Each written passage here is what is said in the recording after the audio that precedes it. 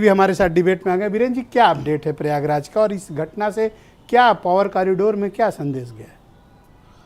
देखिए, एक अपराधी तो मारा गया है, लेकिन अभी और जो अपराधी वीडियो में दिख रहे हैं अभी उनका कोई अता पता नहीं है।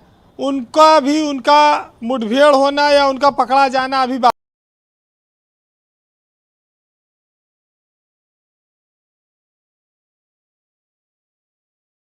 है। फिर दूसरा बमबाजी के लिए बड़ा मशहूर है, और तीसरा थोड़ा और समझदार हुए तो जाने कि अतीक अहमद वहाँ का बहुत बड़ा एक माफिया है, गुंडा है, और उसकी गुंडाई लगातार सत्ता के संरक्षण में फलती फूलती रही है। वो विधायक, एमपी, एमएलए सब बनता रहा है, जमीनें कब्जा करता रहा है, लोगों की देश विदेश में संपत्तियां बनाता रहा है। लेकिन हम लोगों ने ये माना कि उत्तर प्रदेश में अब माफिया राज खत्म होने वाला है, खत्म हो गया। उत्तर प्रदेश को विकास के रास्ते पर आगे ले जाने के लिए बड़ा ज़रूरी है कि यहाँ हत्याएं, अपहरण, फिरौती, गुंडागर्दी ये घटनाएं समाप्त हों, और इस पर लगाम लगाने की कोशिश पिछले अगर कहा जाए तो 1 दशक से चल रही है, ज़्यादा तेज़ी से। और योगी सरकार ने इस मामले में इच्छा शक्ति मजबूत दिखाई। इसमें आप योगी आदित्यनाथ को मुख्यमंत्री के तौर पर ये कह सकते हैं कि अपराधियों की उन्होंने कमर तोड़ी है।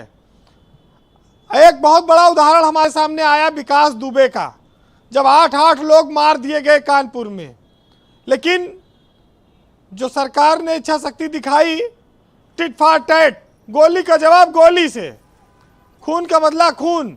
हम लोग ये बड़ा मुहावरा सुनते रहे, लेकिन ये बात बहुत बार सरकार जब मजबूत होती है तो फिर वो अपनी इच्छा शक्ति से दिखा सकती है।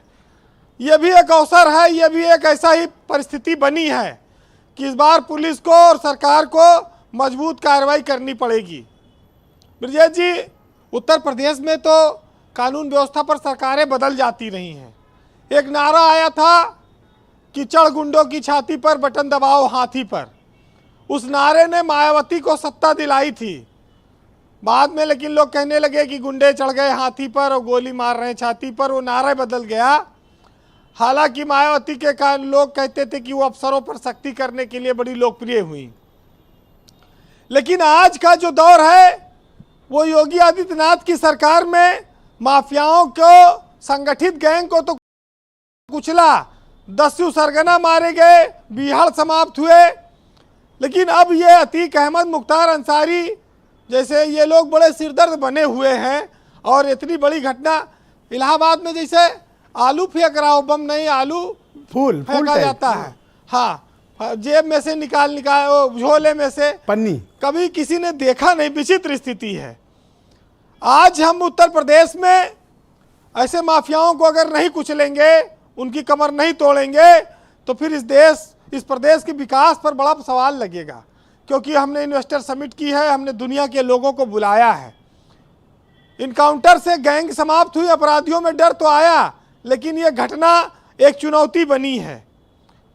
इलाहाबाद की बात आती है कि पुलिस, देखिए एक नया प्रणाली आई, कमिश्नरेट बना, पुलिस को और चुस्त दुरुस्त किया गया। लेकिन ये 4-5 दिन हो गया ये घटना हुए, अभी एसटीएफ और तमाम सारी एजेंसियां काम कर रही हैं। वो कब तक इन लोगों पर कार्रवाई कर पाएंगी ये देखना होगा। नहीं, मैं तो कहता हूँ सरकार के मंत्रियों को और जो भी जिम्मेदार सरकार में पदाधिकारी हैं उन सबको जाना चाहिए उमेश पाल के घर, और कम से कम उसके परिवार को सांत्वना देना चाहिए।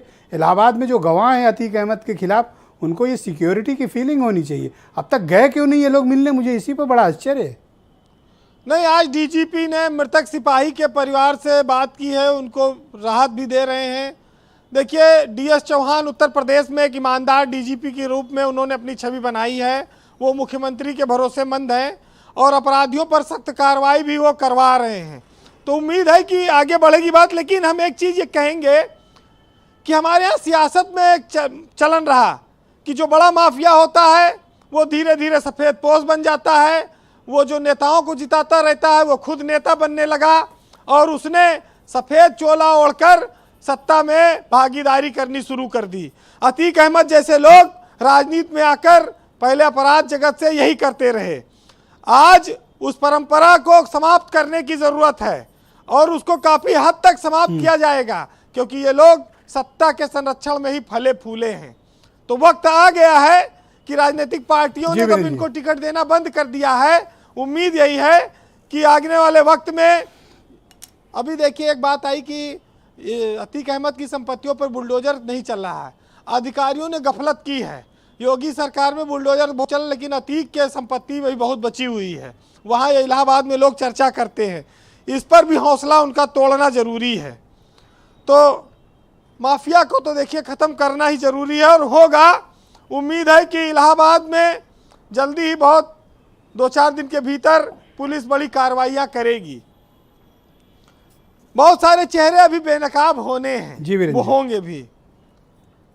एक इनकाउंटर की ज़रूरत है। मैं आज कोई साहित्य नहीं कहूँगा, लेकिन इतना कहूँगा कि कई चेहरे हैं जो बेनकाब होने हैं, खुलासे राजनीति के अभी बेहिसाब होने हैं, और दामन किस किस ने काला कर रखा है, इस कातिल के खुलासों से सभी जवाब होने हैं।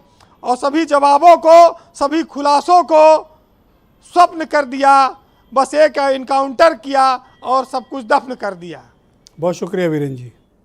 मैं स्वयं ये बात कह रहा हूँ कि इस आतंक का पर अब अंत होना ही चाहिए।